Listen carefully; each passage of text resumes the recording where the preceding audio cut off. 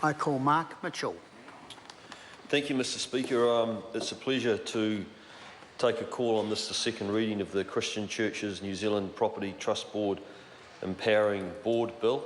I'd firstly like to acknowledge the committee that has been working on this bill. I'd like to acknowledge the Chair of the committee, the Honourable Ruth Dyson, very hard-working Chair of the Government Admin Committee, our Deputy Chair, Invercargill MP Sarah Dowie, that's right, my colleague Brett Hudson, Chris Farfoy from Labour, and also Mojo Mathers, a Green Party member that sits on the Government Admin Committee and worked very hard on this bill. I just want to acknowledge the Honourable Nick Smith for bringing this bill to the House, because actually it does show what a good electorate MP, when an issue or problem is brought to him or her, can do in advancing a bill through the private members bill, and this bill is in his name. He did identify that there were some loopholes that had to be closed, and he's highlighted today just how important actually this is for the churches that it affects. So I want to acknowledge the Honourable Nick Smith for bringing this bill to the House. I think it's important that I just go over again and just highlight once more the purpose of the bill. The purpose of this bill is to transfer all the existing property, rights, powers and obligations of the Associated Churches of Christchurch Extension and Property Trust Board to the Christian Churches of New Zealand Property Trust Board. The bill also dissolves the Associated Churches of Christchurch Extension and Property Trust Boards and removes it from the register of charitable trust boards and the charitable trusts under the Charitable Trust Act of 1957, and repeals the Associated Churches of Christchurch Property Act 1929. Actually, we have a list here of the churches that are affected, and I note, and I think in my speech in the first reading, I highlighted and noted actually there were two churches here that I know fairly well. As a young bloke growing up on the North Shore, there's the Moringi Bay Community Church on the North Shore, and also the Wellsford Church of Christ in Northland, but also an area that I know very well. The key messages in relation to this bill: the bill is about allowing the new Christian Churches of New Zealand Property Trust Board to hold property similar to the soon-to-be dissolved trust. And I think that like I highlighted before when I was talking and referring to the Honourable Nick Smith, is that there was a gap in the legislation and a private bill was required to enable the transfer of the property, the rights, the powers and the obligations from the existing board to the new board. This bill will enable and fix this historical problem. The previous speaker referred to the select committee process. I just want to acknowledge him and say that it was a very thorough and robust select committee process. There were two submissions that were received on the bill. There was a lot of discussion on the committee about these submissions, and as the previous speaker alluded to, is that there was discussion around a sunset clause. The advice that was given to the committee, and after a lot of discussion, it was decided actually that not to add a sunset clause, and I think that was the right decision to make. I'd like to just talk a little bit about maybe the history of the bill.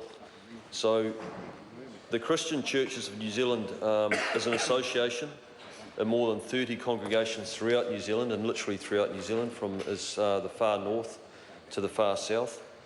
The congregations are autonomous, but they act together through their regular national conferences. And I like the point that the Honourable Nick Smith made about the changes in this bill that will allow a congregation that always comes to pray together, worship together and work together to be able to now be, this is going to allow a much more inclusive framework for them to be able to carry that right through all the activities of the church. Initially, property was in the names of the elders of the congregations. There were obvious practical issues with that arrangement, and in the 1920s, a conference decided to have a legal entity that could own their own properties. In April 1924 in Dunedin, at a convened conference of delegates from the churches, a board of trustees of certain members of the churches was set up, with the intent that the board should hold as trustees the lands of those churches that wished to vest the land and their properties in the board, and also all real and personal property for church extension purposes.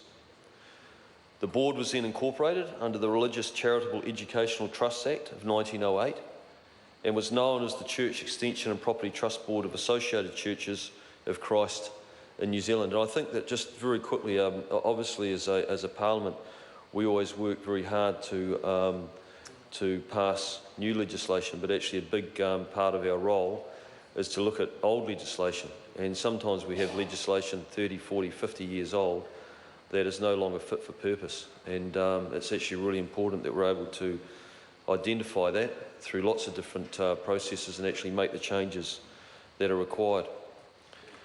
As there were doubts as to the board's ability to legally hold the properties vested in it, a private Act of Parliament was enacted, which was the Associated Church of Christ Church Property Act, which was implemented in 1929.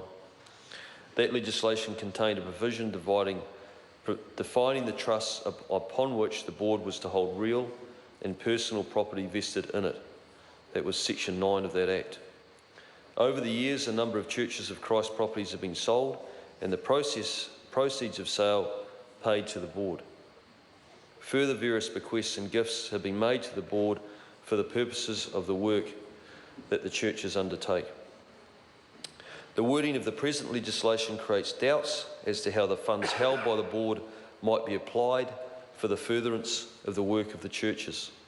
And there is a strong presumption that from the legislation that the funds received are on trust for the purposes of real estate only.